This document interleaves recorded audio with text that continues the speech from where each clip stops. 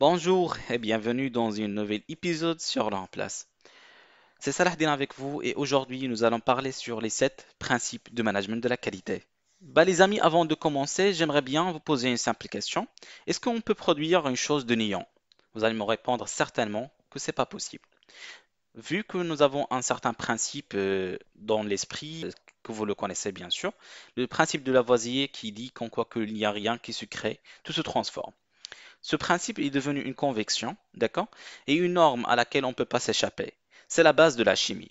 Et c'est la même chose. On va parler aujourd'hui sur les 7 principes de management de la qualité. C'est la base, c'est le bayaba de la management de la qualité. Sans ces principes, on ne peut pas manager la qualité correctement. Et voilà. Et comme vous le voyez, nous allons utiliser dorénavant cette méthode d'apprentissage. Et nous commençons tout de suite. Premièrement, c'est quoi ou ça veut dire quoi les principes de management de la qualité? Comme je viens de le préciser, les principes de management de la qualité sont un ensemble de valeurs, des règles, de normes, de convictions fondamentales considérées comme justes et susceptibles de servir de base de management de la qualité. D'ailleurs, nous avons 7 principes de management de la qualité.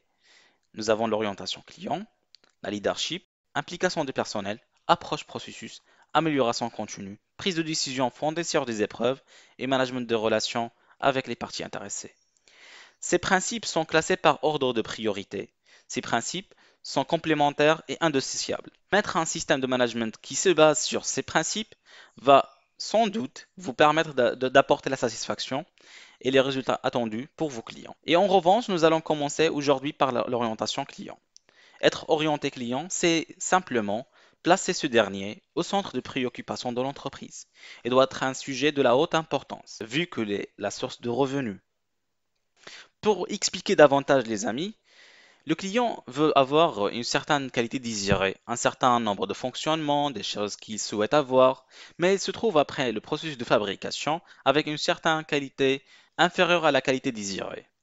Maintenant, vous allez me poser la question comment on peut cerner et éliminer cet écart. Il est incontournable, les amis, d'identifier ses clients, directs et indirects, d'accord, de son service ou bien produit.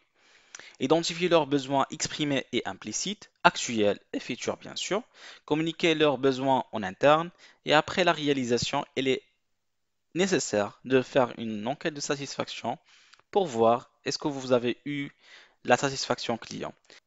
C'était tout pour moi aujourd'hui. J'espère que la vidéo a été utile pour vous les amis. N'oubliez pas de supporter la chaîne par un simple j'aime et subscribe les amis. Merci. À bientôt.